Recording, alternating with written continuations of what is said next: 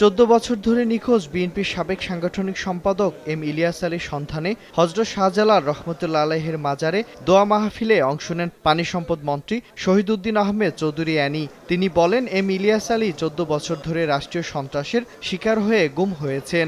এখন পর্যন্ত ইলিয়াস আলীকে আমরা পাই নাই, পাওয়ার কোনো সুযোগ আছে কিনা তাও জানি না। কৃষকের সঙ্গে অন্যায় করে কেউ ছাড় পাবে না বলে মন্তব্য করেছেন কৃষিমন্ত্রী মোহাম্মদ আমিনুর রশিদ। শুক্রবার সকালে কুমিল্লার আদর্শ সদর উপজেলার বিবির বাজার এলাকায় অরণ্যপুর ব্লকের 1458 জন কৃষকের হাতে কৃষক কার্ড হস্তান্তর অনুষ্ঠানে তিনি একথা বলেন।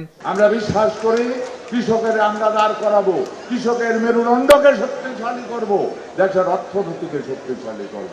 এদিকে যশোরের শার্শায় শহীদ রাষ্ট্রপতি জিয়াউর রহমানের স্মৃতি বিজড়িত উলাসী যদুনাথপুর খাল পরিদর্শন শেষে পানি সম্পদ প্রতিমন্ত্রী ফরহাদ হোসেন বলেন, চাষাবাদ ও মৎস্য উৎপাদনে বড় ভূমিকা রাখবে খাল খনন। কাজ, মৎস্য চাষ বা সাধারণ মানুষ হাঁস চাষ করবেন, সেই বিষয়গুলোর জন্য আমরা আগামী দিনে এইগুলো সুচারুরূপে সম্পন্ন করব। খুলনা বিশ্ববিদ্যালয়ের সয়েল ওয়াটার অ্যান্ড এনভায়রনমেন্ট ডিসিপ্লিনের উদ্যোগে 2 দিনব্যাপী আন্তর্জাতিক সম্মেলনে পরিবেশ, বন ও জলবায়ু পরিবর্তন প্রতিমন্ত্রী ডক্টর শেখ ফরিদুল ইসলাম বলেন, দেশের দক্ষিণ পশ্চিমাঞ্চল জলবায়ু পরিবর্তনে মারাত্মক ঝুঁকিতে রয়েছে। The coastal belt, this region is very complicated.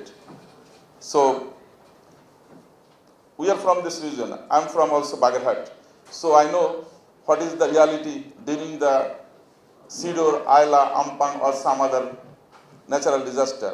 দিনাজপুরের হাজী মোহাম্মদ দানেশ বিজ্ঞান ও প্রযুক্তি বিশ্ববিদ্যালয়ের ওরিয়েন্টেশন অনুষ্ঠানে অংশ নিয়ে শিক্ষামন্ত্রী ডক্টর আ.ন.ম এহসানুল হক মিলন বলেন, বিশ্বায়নের যুগে টিকে থাকতে হলে মানসম্মত শিক্ষার কোনো বিকল্প নেই।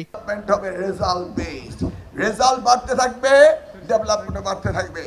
আর শিক্ষক নিয়োগে যদি কোনো দুর্বলতা হয়ে থাকে, আমি প্রত্যেকটি অনুবীক্ষণ যন্ত্র দিয়ে আমি দেখব, মাইক্রো লেভেলে দেখব, এবং কোনো শিক্ষক নিয়োগে মেধাবী কাউকে বাদ দেওয়া যাবে না।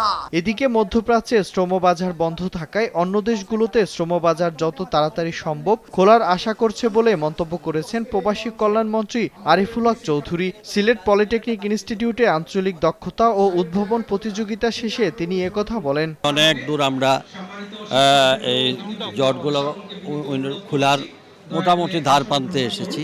নির্বাচনী প্রতিশ্রুতি অনুযায়ী আগামী 5 বছরের মধ্যে সারা দেশে 20,000 কিলোমিটার খাল খনন ও পুনঃখনন করার লক্ষ্যমাত্রা নির্ধারণ করেছে বলেও জানান মন্ত্রী।